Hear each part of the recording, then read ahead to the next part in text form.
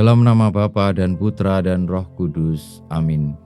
Maria menerima kabar dari malaikat Tuhan bahwa ia akan mengandung dari Roh Kudus. Salam Maria, penuh rahmat, Tuhan sertamu.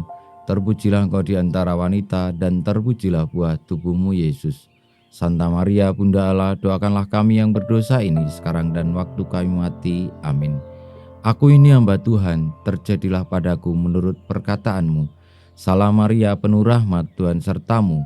Terpujilah engkau di antara wanita dan terpujilah buah tubuhmu Yesus. Santa Maria, Bunda Allah, doakanlah kami yang berdosa ini sekarang dan waktu kami mati. Amin. Sang Sabda sudah menjadi manusia dan tinggal di antara kita. Salam Maria, penuh rahmat, Tuhan sertamu. Terpujilah engkau di antara wanita dan terpujilah buah tubuhmu Yesus. Santa Maria, Bunda Allah, doakanlah kami yang berdosa ini sekarang dan waktu kami mati. Amin. Doakanlah kami ya Santa Bunda Allah, supaya kami dapat menikmati janji Kristus. Marilah kita berdoa. Ya Allah, karena kabar malaikat, kami mengetahui bahwa Yesus Kristus Putramu menjadi manusia. Curahkanlah rahmat-Mu dalam hati kami, supaya karena sengsara dan salibnya, kami dibawa kepada bangkitan yang mulia, sebab Dialah Tuhan dan pengantara kami. Amin. Tuhan bersamamu dan bersama rohmu. Inilah Injil Yesus Kristus menurut Yohanes.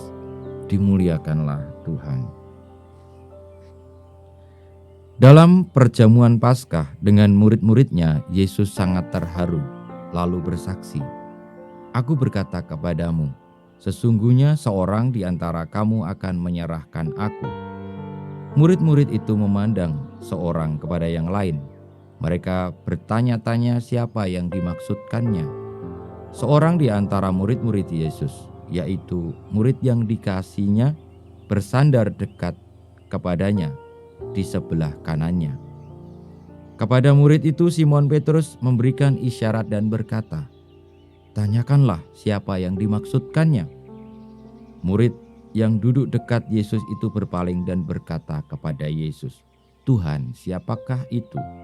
Jawab Yesus, "Dia adalah orang yang kepadanya aku akan memberikan roti sesudah aku mencelupkannya." Sesudah berkata demikian, Yesus mengambil roti, mencelupkannya, dan memberikannya kepada Yudas, anak Simon Iskariot. Dan sesudah Yudas menerima roti itu, ia kerasukan iblis. Maka Yesus berkata kepadanya, "Apa yang hendak kau perbuat, perbuatlah dengan segera." Tetapi tidak ada seorang pun dari antara mereka yang duduk makan itu mengerti apa maksud Yesus mengatakan itu kepada Yudas.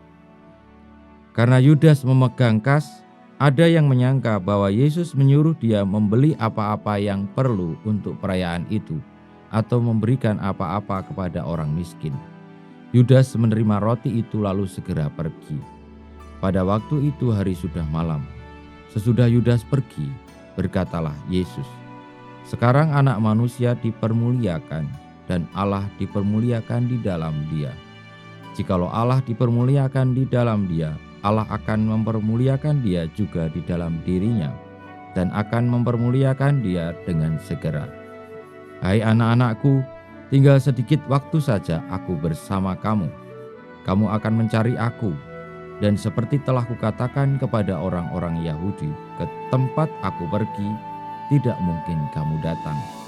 Demikian pula aku mengatakannya sekarang kepada kamu." Simon Petrus berkata kepada Yesus, "Tuhan, kemanakah engkau pergi?" Jawab Yesus, "Ke tempat aku pergi, engkau tidak dapat mengikuti aku.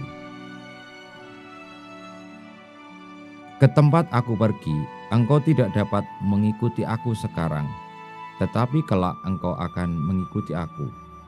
Kata Petrus kepadanya, "Tuhan, mengapa aku tidak dapat mengikuti engkau sekarang? Aku akan memberikan nyawaku bagimu." Sahut Yesus, "Nyawamu akan kau berikan bagiku. Sesungguhnya aku berkata kepadamu, sebelum ayam berkokok, engkau akan menyangkal aku 3 kali." Demikianlah sabda Tuhan, terpujilah Kristus. Bapak, Ibu, Saudara-saudari, para sahabat Tuhan Yesus yang terkasih, dalam bacaan Injil hari Selasa pada pekan suci kita semakin mengarah kepada penderitaan salib sengsara Tuhan Yesus, karena di dalam perkumpulan para murid Tuhan Yesus sendiri ada semacam pertentangan bahwa apa yang dipikirkan Yudas tidak sama dengan yang dimaksudkan oleh Tuhan Yesus.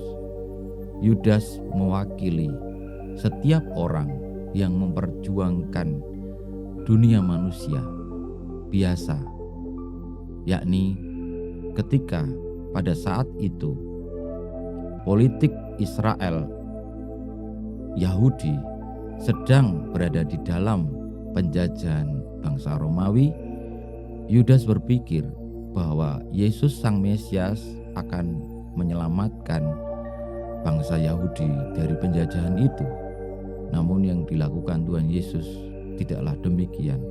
Maka oleh karena Yudas hanya berpikir soal penghasilan dirinya sendiri dan juga karena ideologinya, maka yang dipentingkan Yudas adalah bagaimana kepentingannya itu didapat dan juga ideologinya itu bisa terlaksana atau dia merasakan apa yang menjadi keinginannya sebagai bagian dari perjuangan bangsa Yahudi tidak terlaksana. Maka Yesus bisa untuk dijual begitu saja kepada para pemuka agama, para tua-tua Israel sebagai bagian dari konsekuensi perjuangan.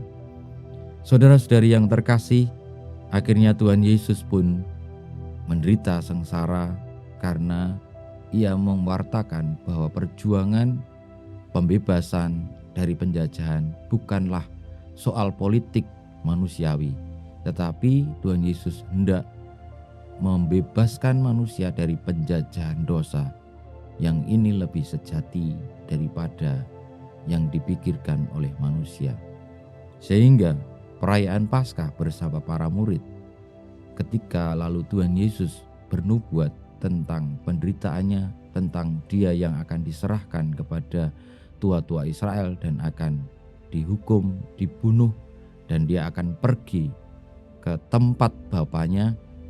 Pada saat itulah para murid tidak mengerti perjuangan pembebasan sejati yang diberikan oleh Tuhan Yesus.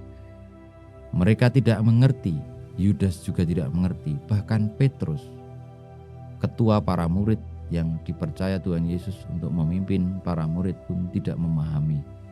Bahkan Petrus pun disebutkan, dinubuatkan oleh Tuhan Yesus. Dirinya yang berkobar-kobar hendak membela, berjuang bersama Tuhan Yesus, sebelum ayam berkokok 3 kali, dia akan menyangkalnya. Saudara-saudari yang terkasih, marilah kita rendah hati bahwa apapun yang kita pikirkan secara manusiawi belum tentu menjadi pemikiran yang paling benar di hadapan Tuhan. Sebab hanya pikiran Tuhanlah, hanya kehendak Tuhanlah yang paling utama dalam hidup ini. Dan itu bisa melalui banyak hal. Dari Tuhan Yesus kita bisa mengerti bahwa kehendak Tuhan adalah agar manusia terbebas dari belenggu dosa. Dan itu bisa kita rasakan, kita alami, kita perjuangkan hingga sekarang ini. Semoga perayaan Paskah tahun 2023 ini membawa kita semua kepada pembebasan yang sejati. Tidak hanya dari pembebasan ketidakadilan di dunia, segala hal pemikiran-pemikiran manusiawi, tetapi pembebasan kita dari belenggu dosa kita yang seringkali membuat orang lain sengsara, membuat dunia ini tidak menjadi indah dan damai bagi tempat hidup bersama. Semoga kita diperbarui, dibebaskan dari penjajahan dosa dan menjadi orang merdeka di dalam iman, di dalam pengharapan, di dalam kasih.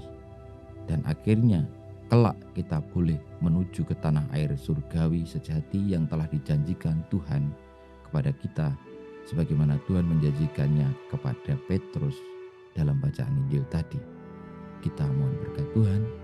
Kemuliaan kepada Bapa dan Putra dan Roh Kudus seperti pada permulaan sekarang selalu dan panjang segala abad. Amin. Ya Yesus, jadikanlah hati kami seperti hati-Mu.